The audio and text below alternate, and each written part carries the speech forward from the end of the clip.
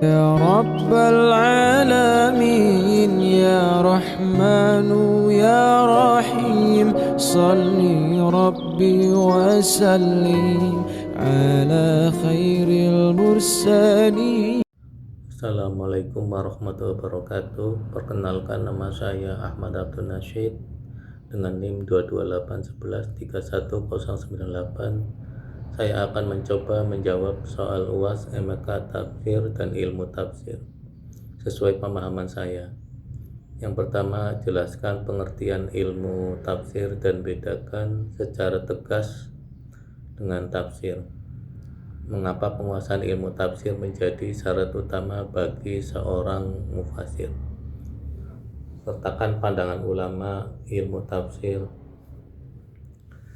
Secara sederhana, ilmu tafsir adalah rumusnya, sedangkan tafsir adalah hasilnya. Aspek tafsir, qawaidut tafsir, dan tafsir. Definisi tafsir, seperangkat kaidah dan metodologi untuk memahami Al-Quran. Penjelasan atau uraian makna dari ayat-ayat Al-Quran itu sendiri. Ibarat pisau bedah dan teknik membedah. Sedangkan tafsir adalah hasil pembedahannya. Qawaidut tafsir fokus kerjanya, metode, sedangkan tafsir makna yang didapat atau konten. Jadi kalau Anda menjelaskan bahwa Al-Fatihah artinya pembukaan, itu namanya tafsir. Tapi kalau Anda tahu kenapa kata itu bermakna demikian berdasarkan kaidah bahasa Arab, itu namanya ilmu tafsir. Kenapa seorang mufasir, orang yang menafsirkan, tidak boleh asal feeling saja? Yang pertama, yaitu menjaga kesucian Al-Quran. Tanpa ilmu, orang bakal menafsirkan sesuai hawa nafsu atau kepentingan politik pribadi. Ilmu tafsir jadi pagar agar penafsiran tetap di jalur yang benar. Yang kedua, menghindari salah paham. Al-Quran itu sastranya tinggi banget. Ada ayat yang umum tapi maksudnya khusus. Ada yang sudah dihapus hukumnya, nasikh mansukh. Dan ada latar belakang turunnya Al-Quran atau asbabun nuzul. Tanpa ilmu ini fatal akibatnya.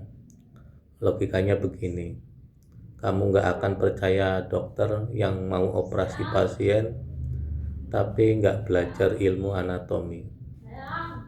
Begitu juga dengan Al-Quran.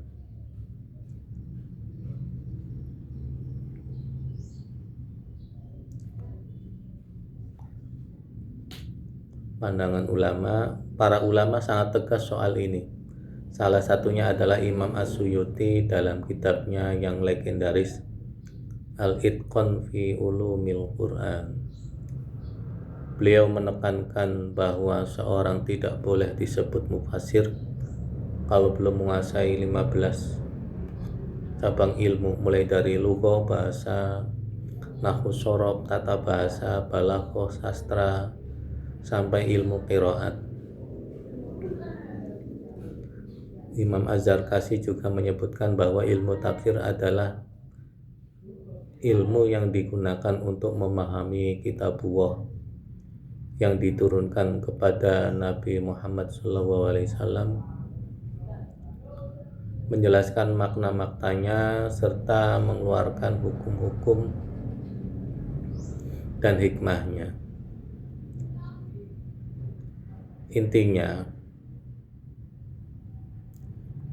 tafsir tanpa ilmu itu spekulasi, dan spekulasi dalam agama itu bahaya. Soal yang kedua adalah uraikan perbedaan tafsir bil maksur dan tafsir bil ra'yi dari segi sumber, metode. Berikan masing-masing satu contoh penafsirannya. Perbedaan tafsir bil maksur dan bil ra'yi dari aspek tafsir bil maksur riwayat, tafsir bil ra'yi dirayah atau logika, sumber utama Al-Quran itu sendiri, hadis Nabi, perkataan sahabat dan tabi'in, serta istihad, pemikiran mufasir yang didasarkan pada kaidah bahasa, logika, dan ilmu pengetahuan. Metode mengutip teks atau riwayat yang sudah ada fokusnya adalah apa kata sumber aslinya. Analisis rasional dan penggalian makna lebih dalam fokusnya adalah apa maksud dibalik teks lewat alat bantu ilmu lain. Sifat lebih tradisional menjaga orisinalitas makna agar tidak melenceng, lebih berkembang modern, menyesuaikan dengan perkembangan zaman selama tidak menabrak syariat. Contoh tafsir bil maksur pada ayat, makan dan minumlah hingga jelas bagimu benang putih dari benang hitam. Quran Surat Al-Baqarah 187. Penafsiran Nabi Muhammad SAW langsung menjelaskan lewat hadis bahwa yang dimaksud benang putih dan hitam di situ bukan benang jahitan sebenarnya, tapi fajar terang dan malam gelap. Tafsir Ibnu Katsir.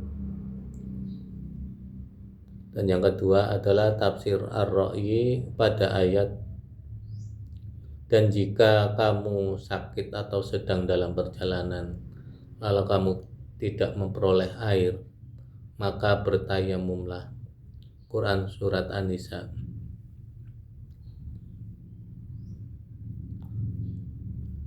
Penafsiran ulama menggunakan logika hukum istinbat untuk menganalisis apakah menyentuh perempuan di ayat itu membatalkan wudu atau tidak. Ulama Ar-Ra'yi akan membedakan makna kata lamastum dari segi bahasa dan konteks sosial untuk mengambil kesimpulan hukum. Seperti kitab populer tafsir Al-Kasyaf Az-Zamakhsyari atau Mafatihul Ghaib Ar-Razi. Bil-Ra'yi itu ada yang terpuji mahmudah karena pakai ilmu, dan ada yang tercela mazmumah karena cuma pakai perasaan atau kepentingan politik tanpa dasar ilmu. Lanjut, soal yang ketiga adalah analisis fungsi asbab al-nuzul dalam memahami ayat Al-Quran. Apakah setiap ayat memiliki sebab turun? Jelaskan dengan argumentasi ilmiah dan rujukan ulama. Fungsi asbabun nuzul tidak cuma buat cerita sejarah, fungsinya krusial banget buat mufasir. Nangkep makna yang pas. Kadang bahasa ayat itu umum, tapi tujuannya khusus. Tanpa tahu sebabnya, kita bisa salah paham, ngilangin kebingungan atau iskul. Ada ayat kelihatan kontradiktif atau aneh kalau dibaca tekstual saja. Asbab nuzul dikasih konteks supaya logikanya nyambung. Hukum yang akurat membantu ulama menentukan apakah suatu hukum berlaku umum atau cuma buat kasus tertentu saja. Terus, apakah semua ayat asbab nuzul? Ayat ada asbab nuzulnya? Jawabannya tidak. Para ulama membagi ayat Al-Quran jadi dua kelompok besar.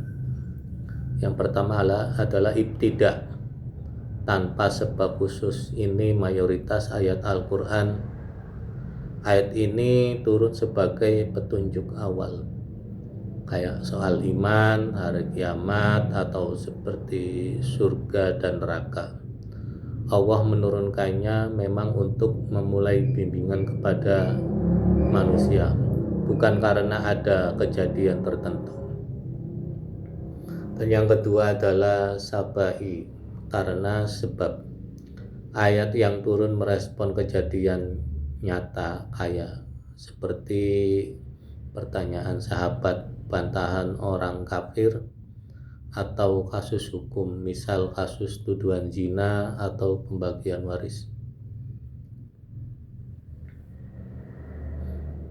Selanjutnya argumentasi dan pandangan ulama. Imam Al-Wahidi, beliau adalah pakar di bidang ini. Dalam kitab Asbabun Nuzul, beliau tegas bilang, tidak mungkin kita bisa tafsirkan ayat kalau nggak tahu kisahnya atau penjelasan kenapa ayat itu turun. Tapi ingat, ini berlaku buat ayat yang memang punya riwayat turunnya. Imam As-Suyuti, beliau menjelaskan bahwa manfaat paling besar dari Asbabun Nuzul adalah mengetahui hikmah di balik sebuah hukum. Beliau juga sepakat bahwa Al-Quran itu ada yang turun secara spontan, ibtidai, dan ada yang karena pemicu.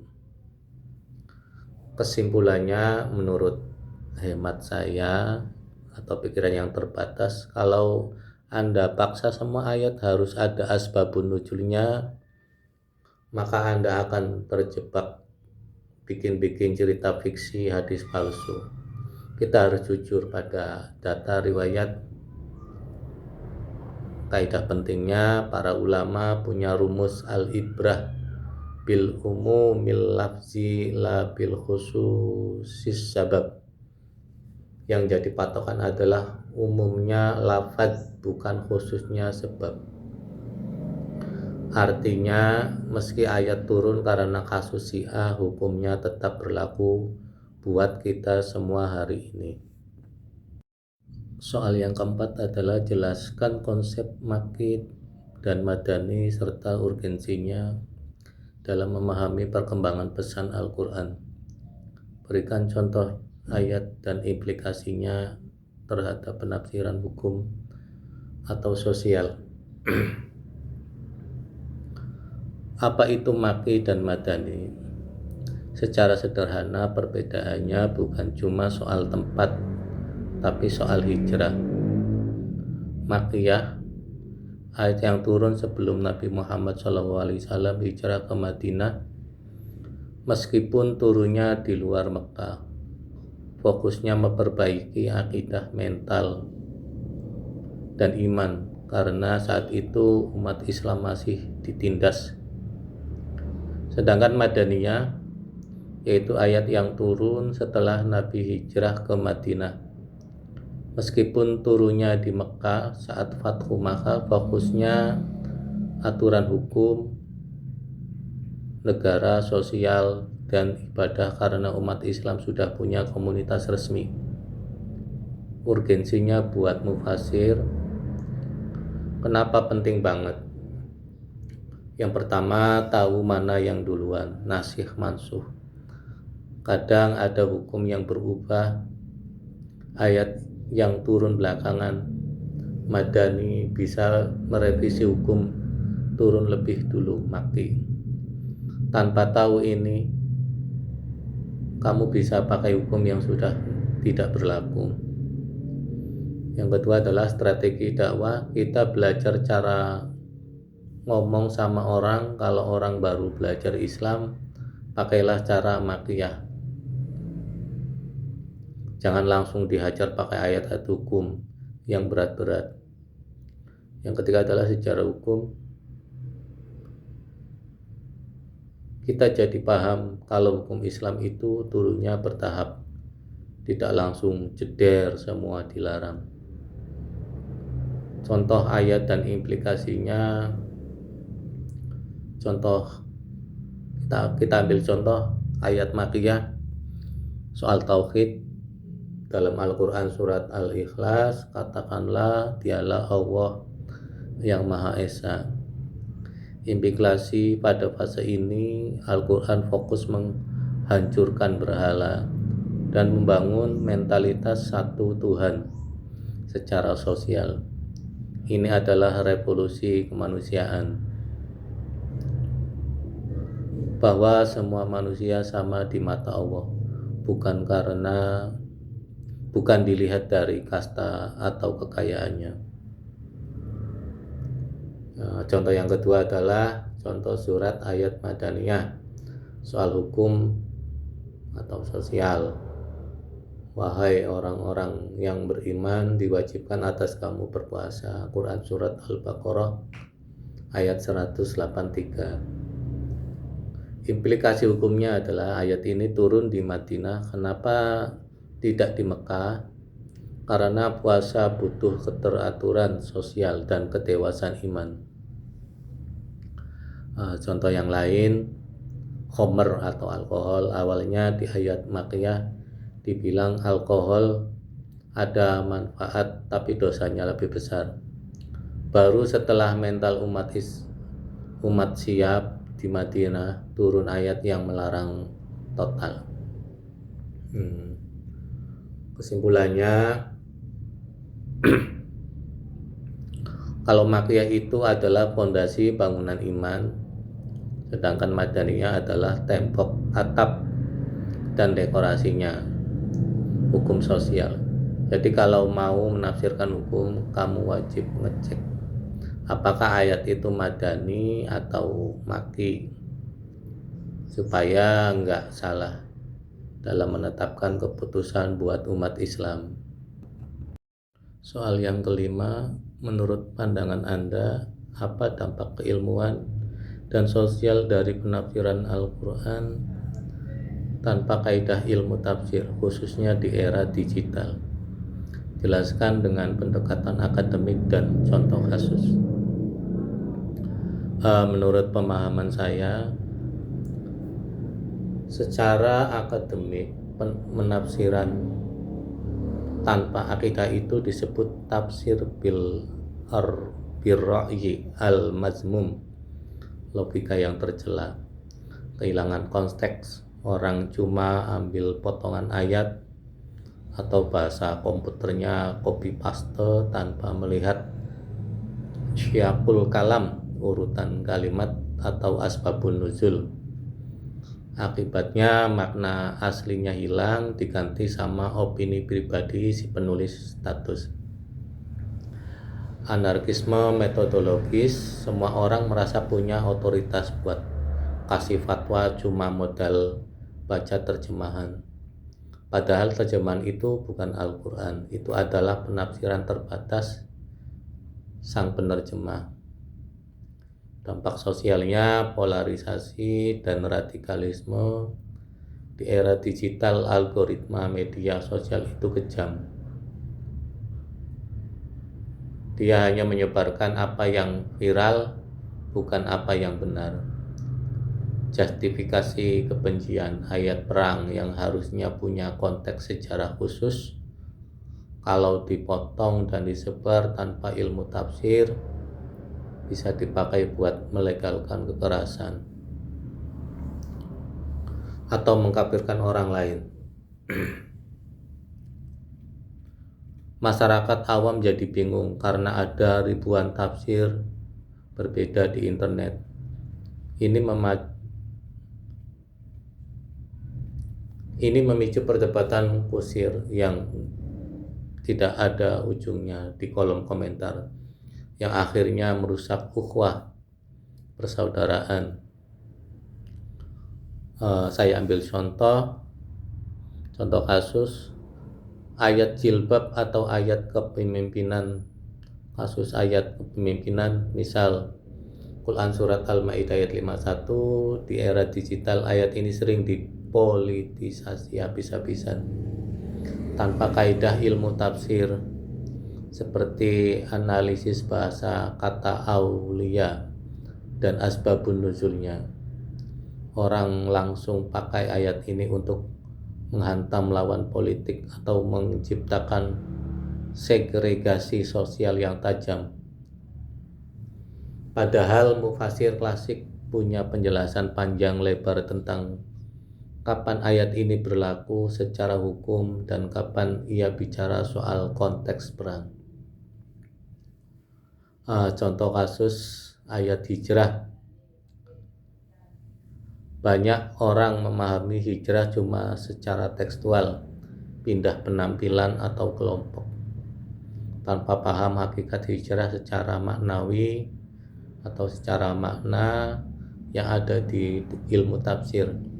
Dampaknya muncul eksklusivisme sosial, merasa kelompoknya paling benar dan yang lain salah. Kesimpulan maksud saya menurut ahli tafsir, Al-Quran tanpa ilmu di era digital itu ibarat orang buta yang memegang ekor gajah lalu teriak kalau gajah itu bentuknya kayak tali.